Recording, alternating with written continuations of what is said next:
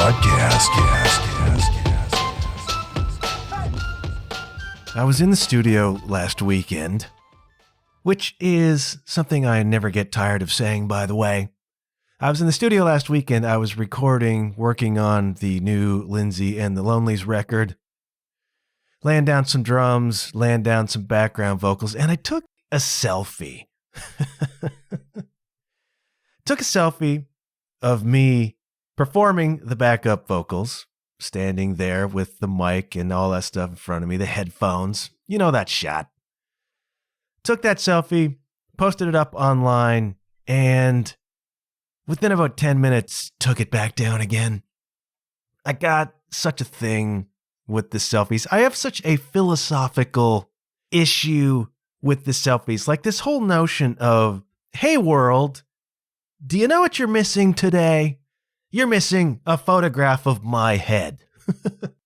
Why does anybody think the world needs a photo of their head? And now I understand that this is just modern culture now. This is not even something we think about anymore. Selfie is a selfie.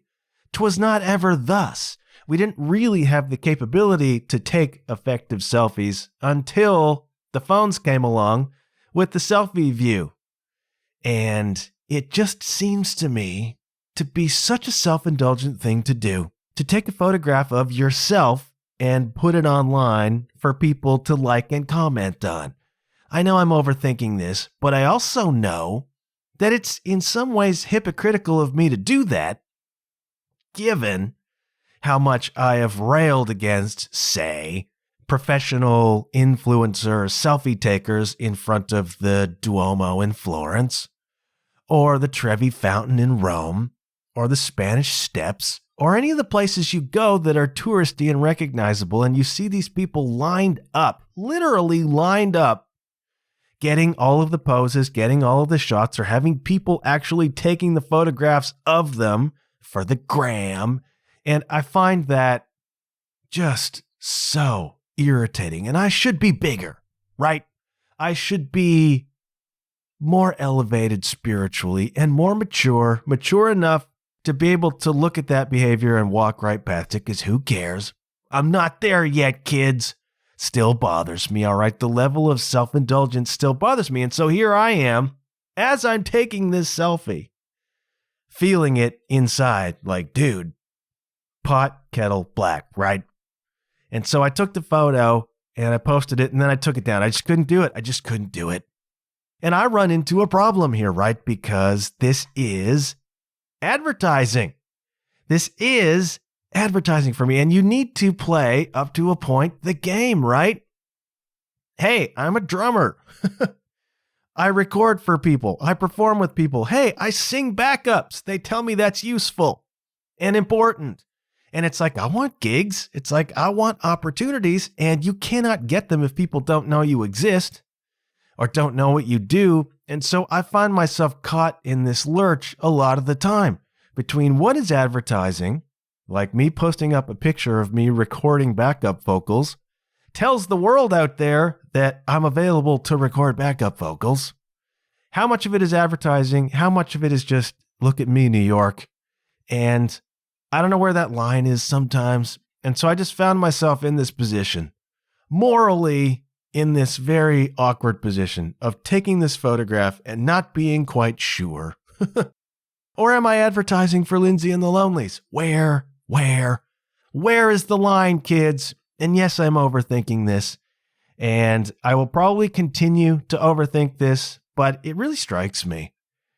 Here's a selfie. Oh, I've railed against selfies, but is it a ego selfie or is it a marketing selfie? And who is it marketing? And around in circles I go. And shouldn't I just be focusing on, singing the freaking song and getting that right? This is what goes on in my head, kids. But the social media thing continues to be such a bizarre wilderness for me. Last week, I posted up a quote of the very controversial take that I took on last week's episode about whether pineapple does or does not belong on pizza. And it does. I posted that up, and I got way more response on that post about pizza than almost anything I've posted about the heavier stuff I talked about on this podcast. So I put up something deep and vulnerable and personal about anxiety or ego or attachment or spirituality. And it gets a third of the response that I get for my post about pizza. And I can put up a photograph of Denny Gautier pretending to kick a statue of a horse in the bollocks and get way more reaction than I get posting up something that is more philosophical or spiritual. Like, people come out of the woodwork who I didn't even know were still following me to comment on pineapple on pizza or to comment on Denny Gautier's crotch kick. And I sit there scratching my head. Like, am I doing this wrong? And then my spouse or significant other, who is wise in the ways of the world, tips me off. And she says, you know, sometimes people just want to be entertained. Whoa! There's enough heaviness in the world, she says. Sometimes people just want to be entertained. And that leaves me in a bit of a fix, kids. Leaves me in a pickle. Because I am not an entertainer.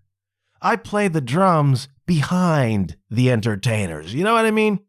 Strange position for me to be in. But if that's the way the winds are blowing, and what you really want is not some spirituality, is not some discourse on ego and attachment, but hot takes on food, I have another one for you, okay? And here it is.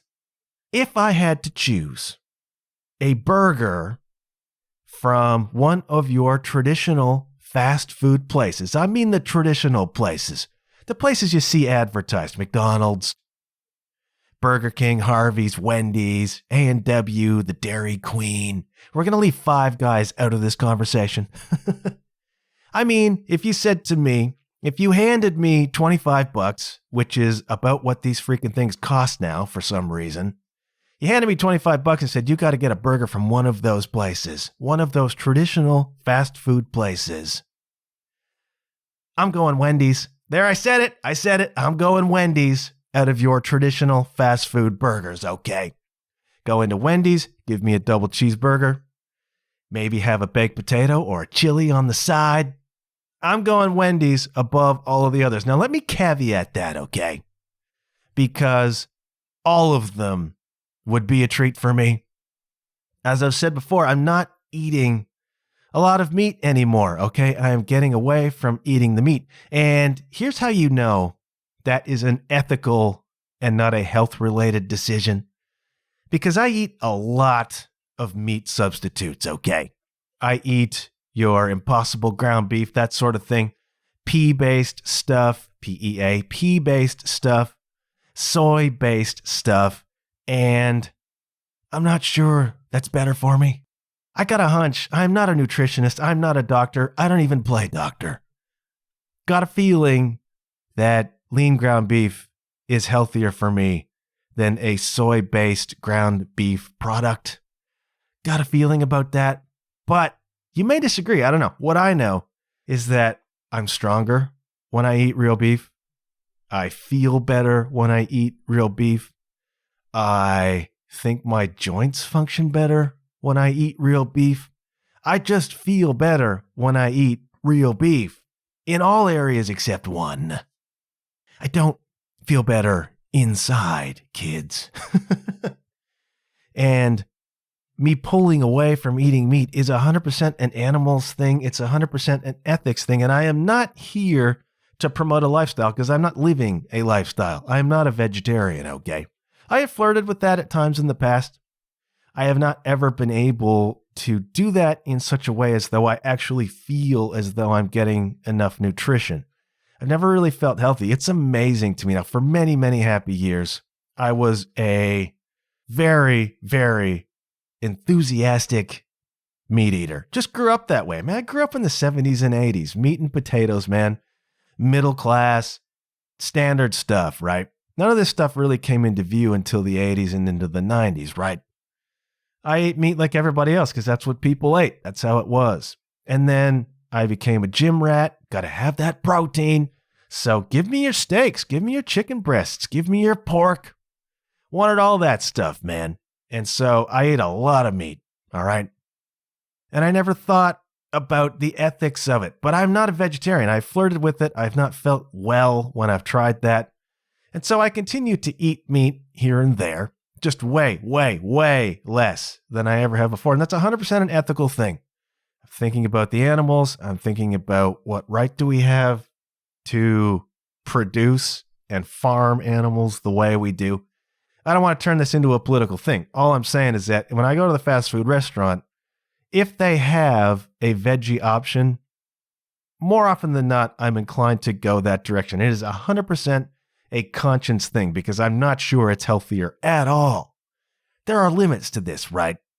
Like if you're eating a lot of meat and you're eating not great cuts of meat and you're eating hormone-infused meat and you're eating a ton of greasy, bacony stuff, that's not good for you, man. All right, that is not good for your arteries. That is not good for your cholesterol. There's a way to do that wrong too. And I've just never figured out. I've never figured out ethically the way I can accommodate it. And I've never figured out how to do a more vegetarian lifestyle in a way that feels healthy to me. And when this stem cell meat comes, I'll be first in line, okay? People say to me, stem cell meat, I'm not touching that with a 10-foot pole. I am. I am. My choice to not eat a lot of meat anymore is not based on health whatsoever. It's delicious. I like it. I feel better when I eat it. I just have these incredible crises of conscience, and I overthink things. See the selfie story I just told. So it's a treat for me to get any of those things. Your Big Mac, your Whopper, all that stuff, whatever they serve up at A&W these days. They're so expensive, and the veggie versions are too, man. Harvey's makes a good one. Harvey's makes a good veggie burger. A&W had an Impossible one going for a while. I don't know if they still do, but bloody expensive, man. You're an artist on the road. You pull into the A&W, and you've got your choice of the like 2-for-1 discount value menu or the $18 Impossible Burger thing. It's like, dude, I'm not on Guns N' Roses money here. You have to conserve it. You have to save it where you can. And so it's not cost effective a lot of the time to do that. But to eat anything anymore seems not all that cost effective. And so you're left where you're left. If I'm eating a real hamburger at a traditional fast food place, it's Wendy's for me above all others, okay? That's my controversial food hot take for this week. Let the socials blow up on that, man. I didn't have time to prepare anything super in-depth this week because, I was in the studio on the weekend doing some recording. That Lindsay and the Lonelies record is shaping up to be something very, very interesting indeed. Lindsay has a sound unlike anybody else's sound, this kind of outlaw country, Tex-Mex country. It's very unique, and this record that she's written that we're recording now, also very unique. It's going to be cool. I'll tell you all about it when it comes out, right? Was doing that. Fresh Breath is playing Friday night in Sarnia at the Road to Revelry kind of Battle of the Bands competition. The winner of this thing, winners, winds up on stage with like Goo Goo Dolls, I think, one night at the Revelry Festival. And so Fresh Breath is in that competition. We're performing Friday night in round 1. And so I've been prepping for that. I just haven't had a lot of time. I'm up to my eyeballs in a pretty heavy freelance writing assignment as well at this moment. So it's just been a lot of stuff. I have not been able to prepare a lot. But the fortunate thing is, you guys are so good with your questions that I've got some more that I can tackle this week if you're down for it, okay? I still like the Q&A episodes. I don't do them a lot, though, because I know they're not everybody's bag. But we're still celebrating the 5th anniversary, okay? And thank you to all of you folks out there who have written notes or expressions of congratulations on 5 years of doing this thing, whatever it is. Thanks. It's been an odyssey, man, and I appreciate your support. I appreciate your congratulations. I appreciate you hanging out.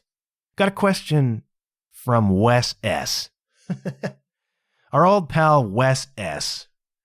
And he says, hey, how was your experience of the eclipse? Remember there was an eclipse? That's all anybody talked about for weeks. And now that it's over, it's as though it never happened. And in a certain sense, it feels as though it never happened for me either. The eclipse, really, really interesting because I remember 79. All right, kids, a lot of you out there were not around in 79, or at least were not self-aware when the last big eclipse happened. And I was 6 years old, and they scared the crap out of us.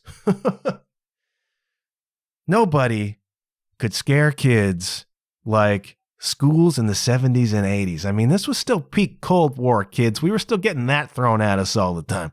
We were freaking terrified, us kids, of the Russians, the Soviets, and the nuclear war that's going to happen. All that fun stuff. So we were neurotic to begin with.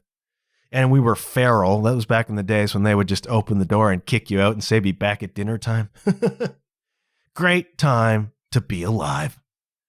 I remember when the eclipse happened and they scared us so hard about this freaking thing. It was though the world were ending. You know, you're 6 years old over here. You don't have a concept of astronomy. You don't have a concept of physics. You don't really understand how it all works. And these adults are in semi-hysterics about don't look up, don't look up, don't look at the sun. Keep your eyes down, keep your hand over your forehead. They scared the bejeebers out of us that the world was going to end with this eclipse. And so when it finally happened, we were all trembling, waiting for the world to freaking end. And it is eerie. All right, it is incredibly eerie when the sun goes out. It's a weird feeling, but I was not anywhere near totality, okay? We had something like 98 or 99% totality where I was.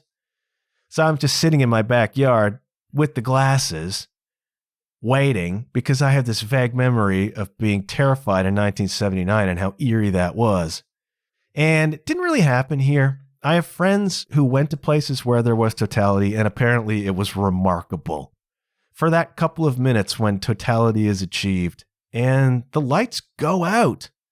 Apparently, it was quite spectacular for those people and quite a moving, sort of sobering moment. And there is a vibe around an eclipse that is really, really, it's almost creepy. It's very weird. And if you achieve totality, birds do weird things, and there's just this feeling of something very momentous happening way beyond your control, but also something magical if you have the right attitude about it. Didn't really happen here. 98, 99% totality leaves a lot of light. The sun is big, kids. The sun makes a lot of light. And so around here, it got kind of dusky, a little bit dusky, and I was watching with the glasses. I would check every few minutes and watch the moon kind of begin to slice into the sun. It was kind of cool to see that happen. But when we reached peak, around here it just got a bit dusky. It got dark, like there was a tire fire someplace. And it was a little bit smoky. Kind of had that vibe to it. Reminded me a little bit of being up north, playing shows in the summertime where forest fires were happening in the area. Like they were close enough that you could feel their presence. And you could smell them in the air. You can't smell an eclipse unless somebody gets really scared. But you can feel when you're close to forest fires, sometimes there's a smoky haze. And it felt a little bit like that. Kind of looked like that where I was. And so the eclipse was, for me, a bit anti-ecliptic, if I'm being honest with you, because we didn't have that kind of darkness settle.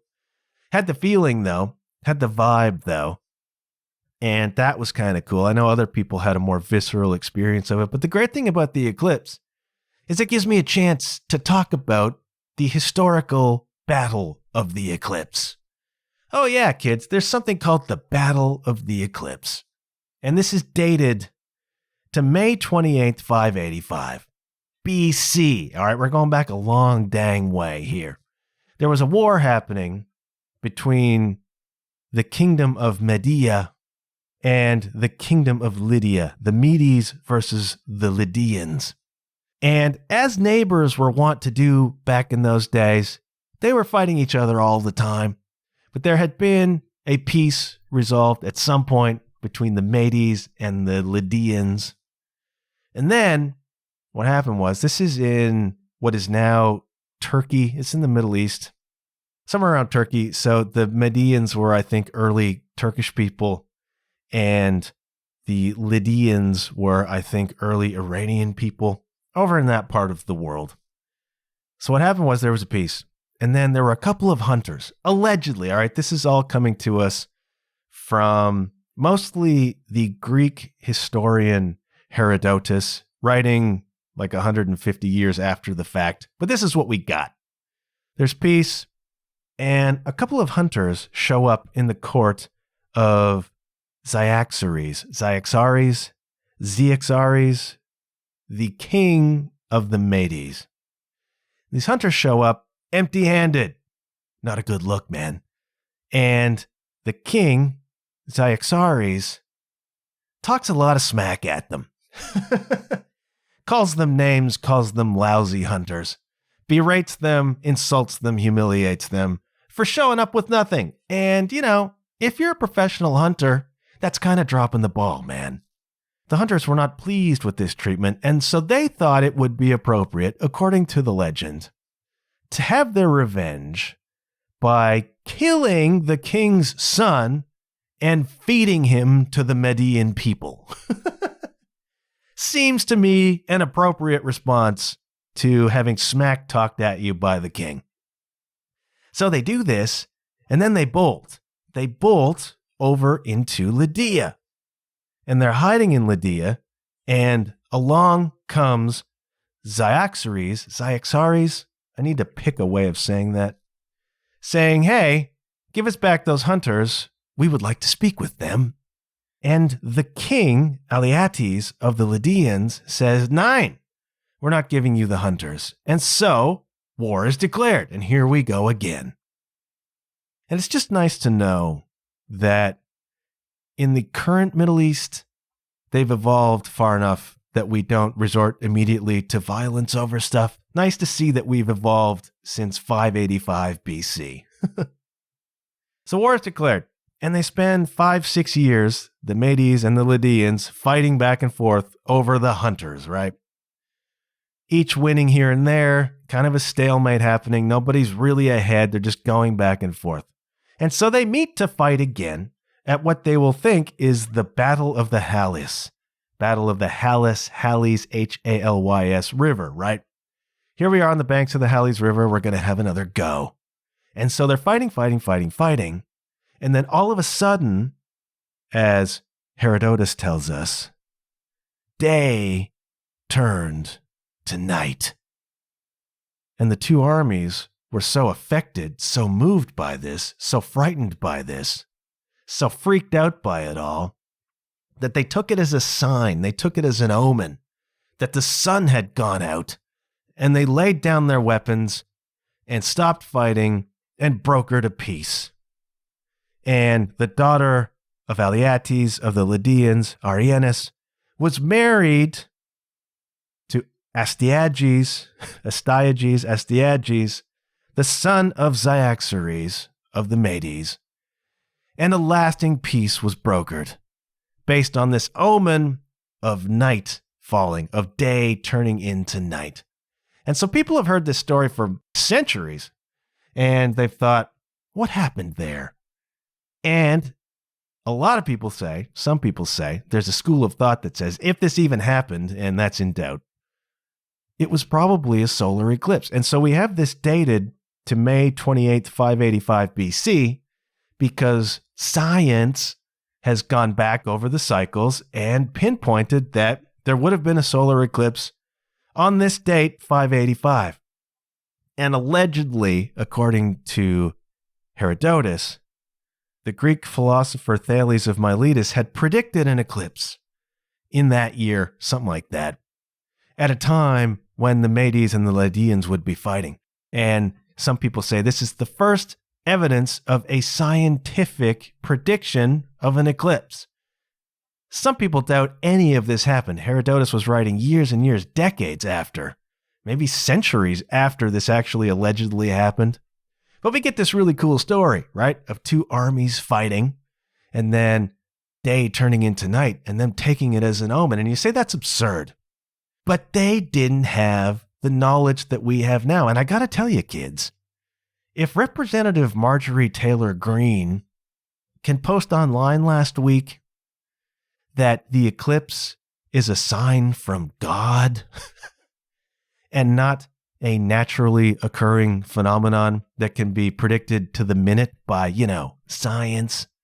If Marjorie Taylor Greene, with all of her learning and wisdom, can be that freaked out by an eclipse, imagine 585 BC and how strange it must have been for them, not really understanding models of the universe at all, to see the sky go out. You would lay down your weapons and broker a peace as well, would you not? And so my experience of the eclipse was a bit anticlimactic, a bit anti-ecliptic.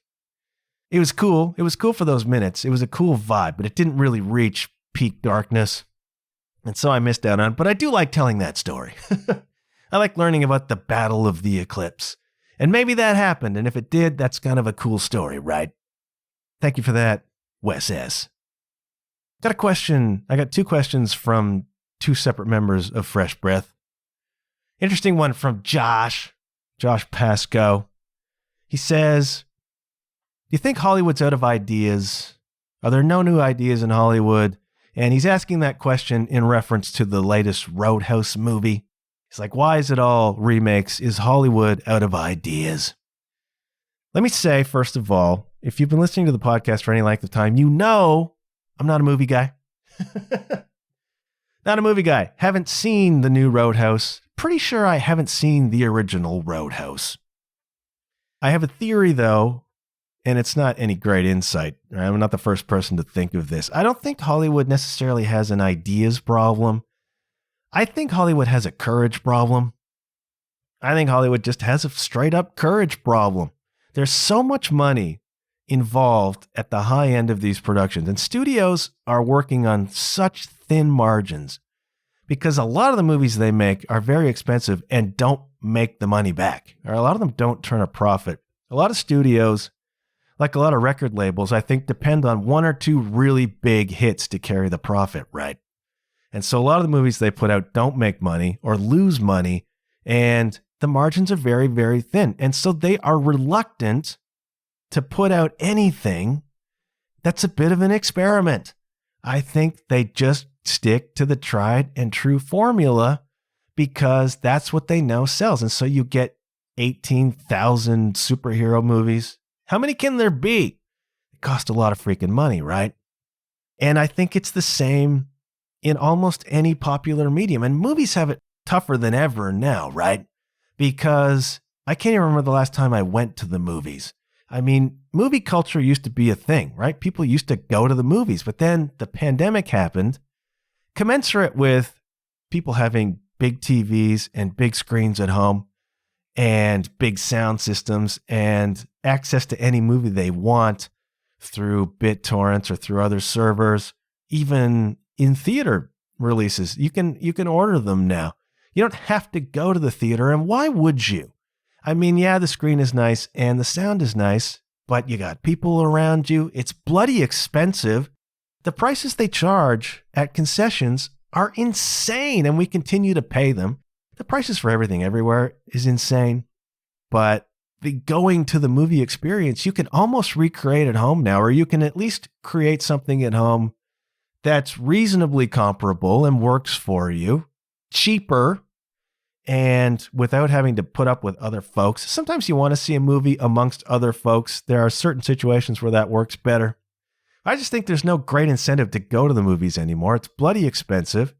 A lot of the movies probably aren't all that great. There just isn't a buzz around going to the movies like there used to be.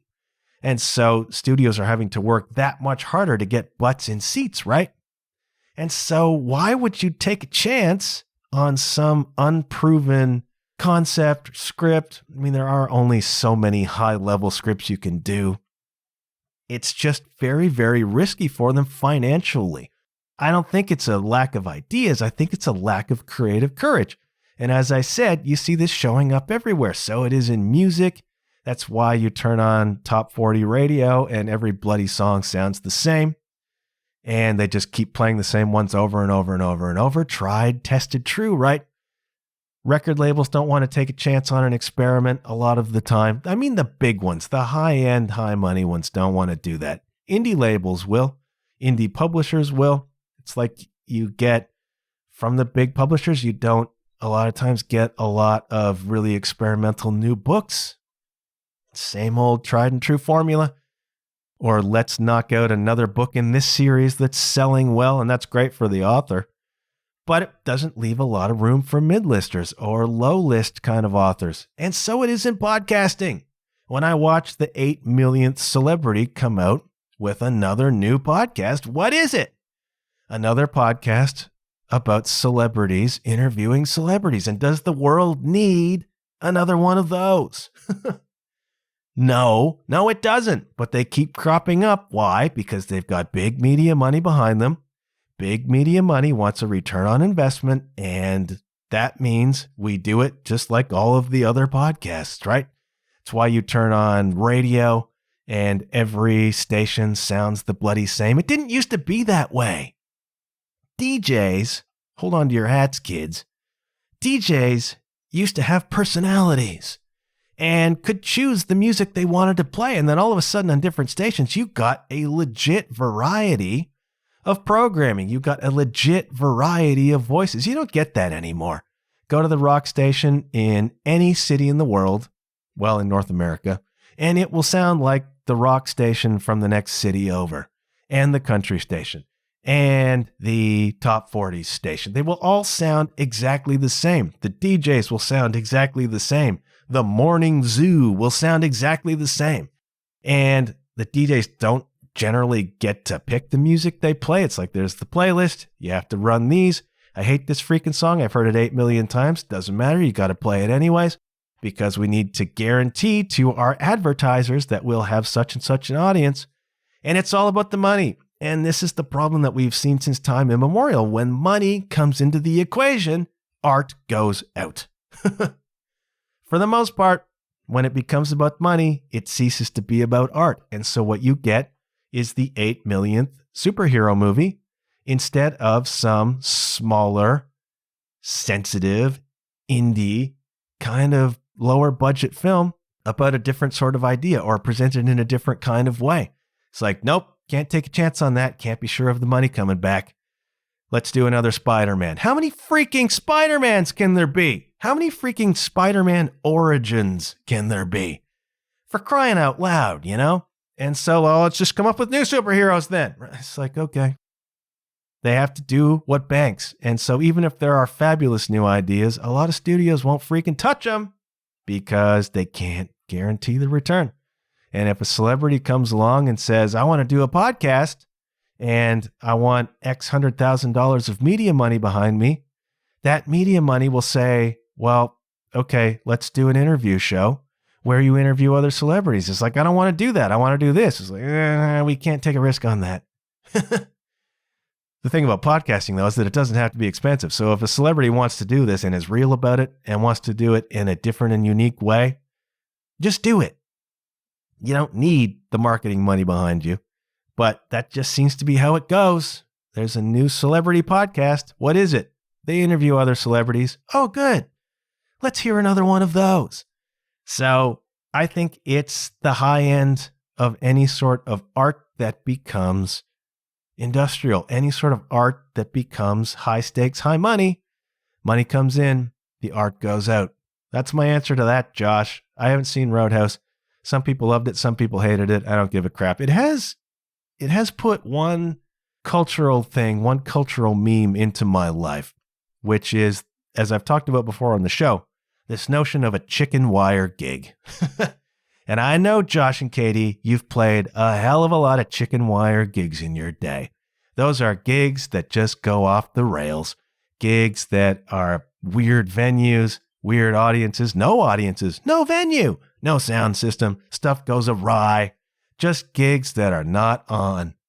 And those have been termed chicken wire gigs by my friend, the great Ann Monez, in reference to the scene in the original Roadhouse where I think it's the Jeff Healey band is playing behind chicken wire to protect them from the chaos in this room. chicken wire gigs is the lasting, enduring legacy of Roadhouse in my life. Haven't seen the new one, probably won't, and I can't comment on its efficacy. I just know that a lot of big studios in Hollywood will not take a chance on something new, unique, and unusual because of the money. That's my theory, and I think it's probably true. Katie, the great Katie Pasco, asks something that's worth thinking about, especially in light of there was a Powerball lottery in the States, and they may have sold a winning ticket. $1.3 billion, kids. $1.3 billion US, that's like 10 billion Canadian dollars, Powerball lottery, and I think somebody won it. And I stop and I say to myself, you know, how many $500,000 prizes could you give out? You got that pot of money. Couldn't you make life a whole lot better for a whole lot more people if you did it that way? Or if, put that into some sort of social services. Okay, all right, you pinko, you lefty pinko commie. Stop it with your socialism. Somebody out there won 1.3 bill. Katie says to me, what would you do if you won a whole lot of money? Playing with fresh breath, I feel as though I win the lottery every week. What would you do if you won a whole lot of money? I think we have to define what's a whole lot of money. 1.3 bill, that's a whole lot of money. Not enough to buy Twitter and wreck it, but still, it's not Twitter money. That's a lot of money. What if you won 10 mil? What if you won 20 mil? What a notion that is. I used to run into people back in my corporate days, and they'd be inching up on retirement, and they'd begin to have this discussion with themselves. And they'd be like, if I won 10 mil, I don't think I could retire on that. I'm like, where are you retiring to? Say I won 10 or 20. Okay. What's interesting is that, well, first of all, there are some people in my life who I would most certainly look after to the extent that I could. The overall thing here is that big money coming into my life would not inspire a corresponding big spend. That's what a lot of people do, right? You hear this all the time. People who win the lottery win $10 million. Within a certain number of years are almost always broke again.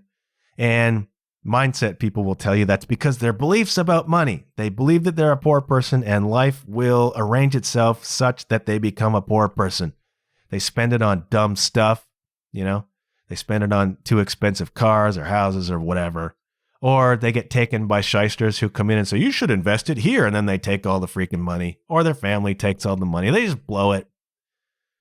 So for me, if I won 10 or 20, there would not be a corresponding spend. It doesn't even come into my mind, actually. Ooh, the things I would buy. I've got drum gear that I love. I wouldn't buy anything there. Got a house. I'm fine here. Might consider moving to some place that's a little more watery, But that's not the first thing that pops into my head. If there's one indulgence that might accompany money like that, I would find my way to Arsenal games. That's the one selfish thing I would do. Find my way to Arsenal games. But that's it. It's not like, oh boy, you should see what I would do if I had that money. I look to the example, it's difficult for me to do as an Arsenal fan, but I look to the example of Sadio Mane. Sadio Mane is a footballer. He is a legend at Liverpool. And being a legend at Liverpool is okay, I guess. It's not Arsenal, but okay. He's a legend at Liverpool. Take that for what you want. Sadio Mane came from Senegal, and he was born in, I don't know if it was abject poverty in Senegal. I think it was pretty bloody close, all right? And he had an enduring passion, even as a kid, for football. And he wasn't allowed to play football because his father was an imam, a Muslim religious leader, and wouldn't let him play football. And okay, so he's in this little village called Bambali in Senegal, a couple thousand people. And his dad dies when Sadio Mane is 7. And so all of a sudden the doors open for Mane to begin to play football. And he's in this little village in Senegal, and he's playing in his bare feet, and he's living in poverty. But he's got this dream of being a footballer. And at 15, he runs away from home and he moves to Dakar, which is the capital of Senegal, where he's going to chase his football dream. Long story short, Sadio Mane is a brilliant footballer, a legend at Liverpool. Not everybody is, man. Sadio Mane is a legit superstar footballer, and he comes up through the ranks, finding his way through till he reaches this point where he's playing for many years as a starter and an impact player at Liverpool. Won the Champions League, won the Premier League. They were, for a minute there, probably the best team in Europe, all right? And Mane was a big part of that. The guy is a superstar. Amazing feet, amazing finisher, amazing engine, super fast, just a dynamite footballer, right? And the thing about Mane that some people don't realize is that he's given so much back to his community, to Bombali, all right? Just a little short list. Donated £250,000 to build a school in Bombali. Donated £500,000 to build a hospital in Bombali. Built a post office there. Built a petrol station there. Spent probably close to £1.5 million, £2 million of his own money. Gave a ton of money to the Senegalese government during COVID for vaccines. This guy has given back out of the money, and he's made a pile of money playing for Liverpool, playing for Bayern Munich, playing for the biggest clubs in the world. He's making a lot of money doing that. And he has given so much of that money back to Bombali, back to Senegal, back to where he came from. He instituted a stipend of €70 a month to every family in Bombali. That's the equivalent of a month's wages on minimum wage in Senegal. So he's paying everybody's wage back in his hometown.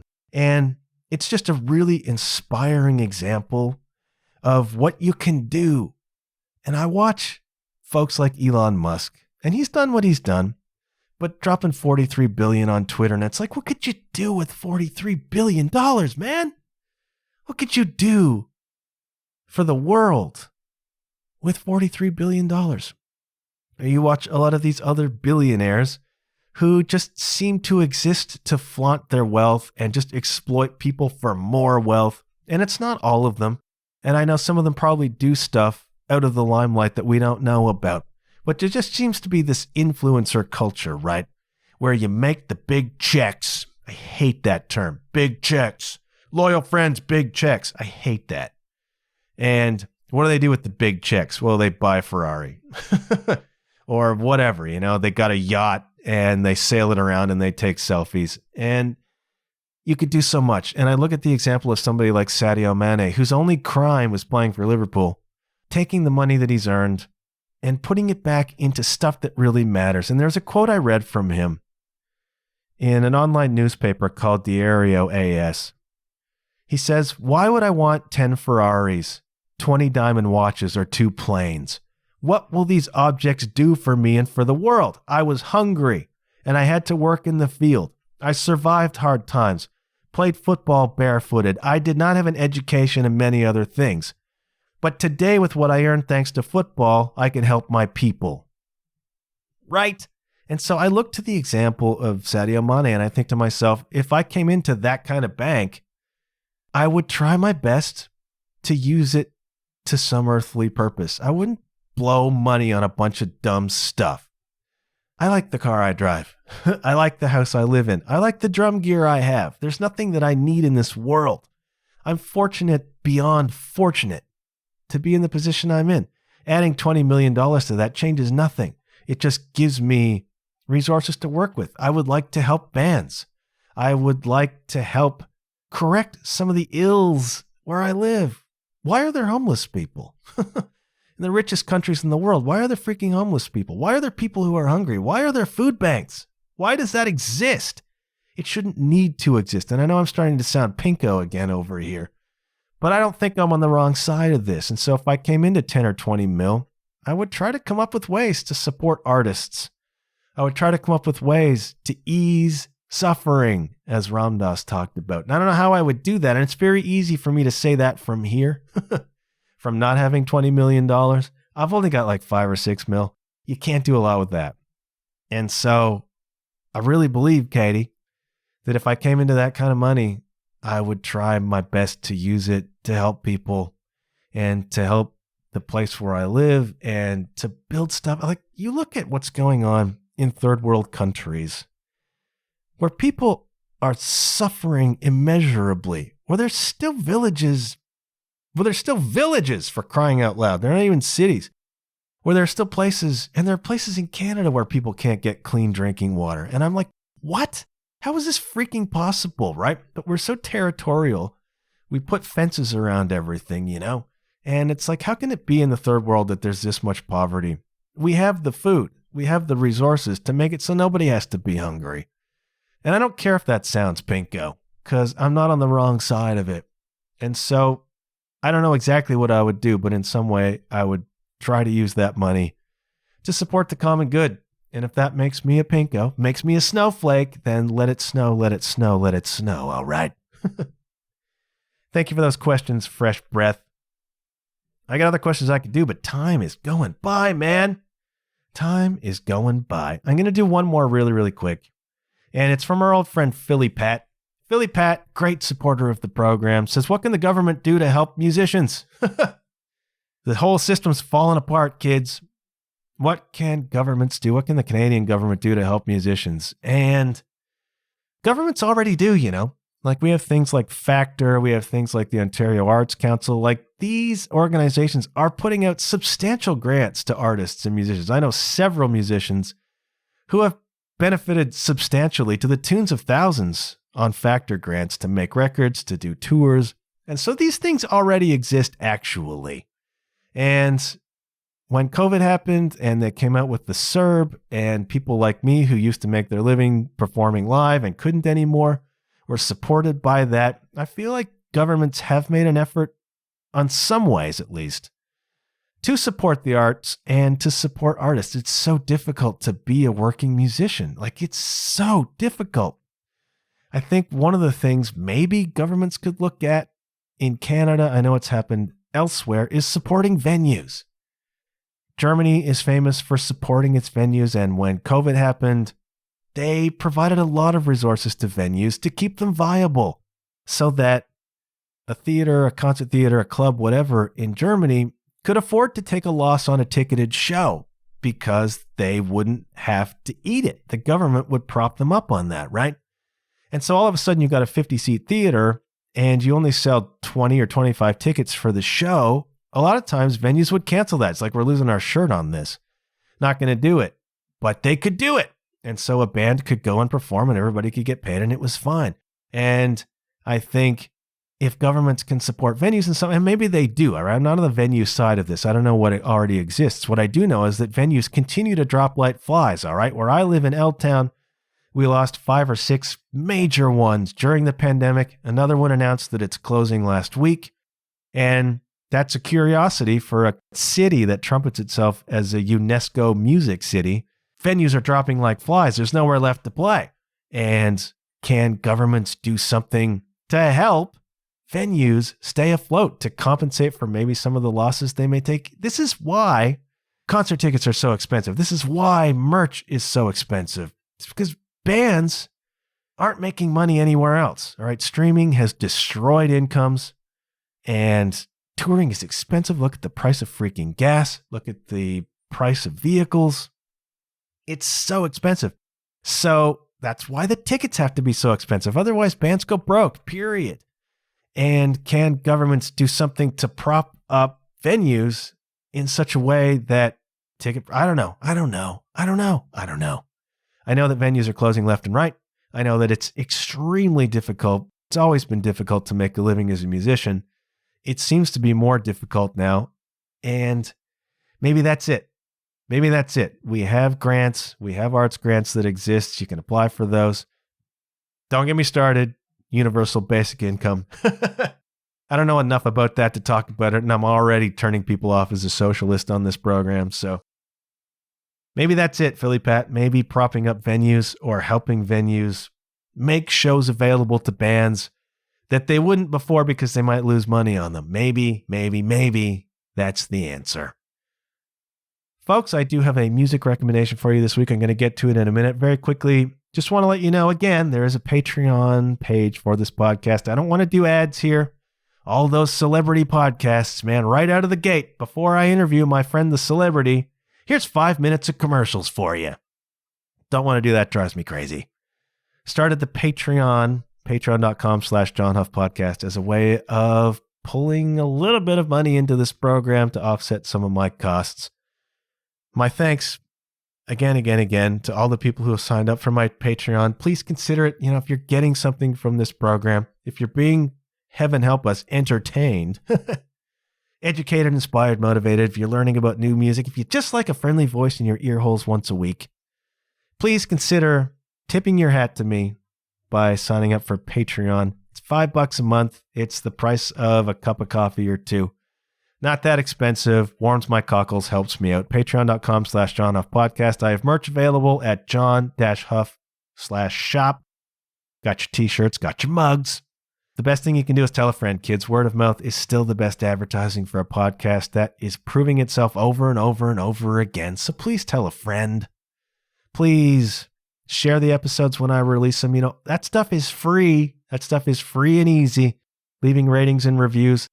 I'm on Instagram. I'm on Threads. There's a lot of cool stuff happening on Threads, actually. If you're an artist and you're not on Threads, it's worth checking it out because legit communities are being built there as opposed to the former Twitter. Threads is actually working kind of cool. I'm on there. I'm on Instagram. I'm on Facebook, John Huff Podcast, and patreon.com/JohnHuffPodcast. And that concludes the plug. Can you take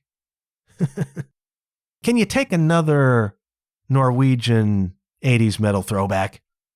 Last week we had Issa with her killer tune, Armed and Dangerous. This week we have a band called Invasion. Invasion from Norway. They released a song called All for All, which I think is the title track of their forthcoming second album. And it's just another glorious 80s throwback. What a great riff. It's a Queensryche riff right out of 1990. And what follows is an 80s inspired hard rock song, All for All. That big 80s chorus, some really fabulous guitar work on this tune. It's a banger. I was smiling all the way through it.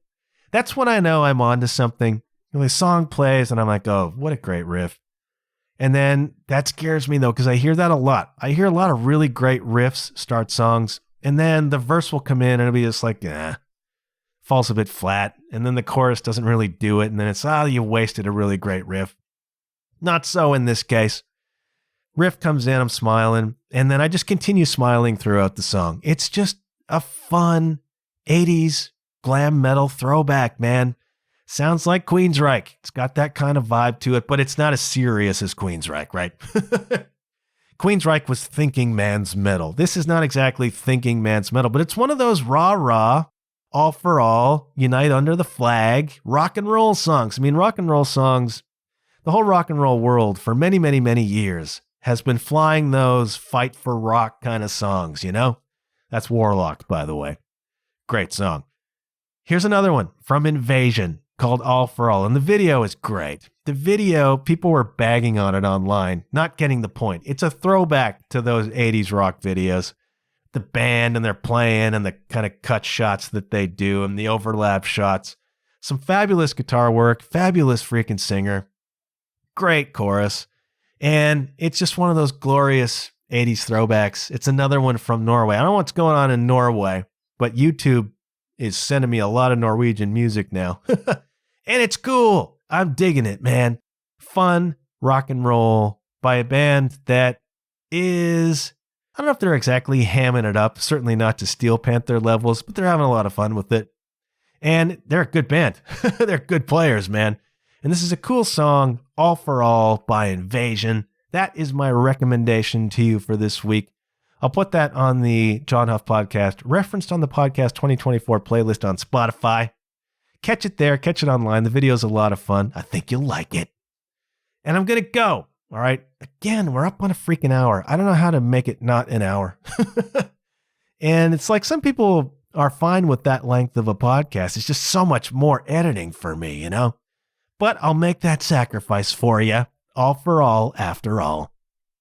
Thanks so much for listening. Going to shut up, shutting up, except to say, hey, kids, good things happen when you put yourself out there. And hey, I'll check you later. Yeah.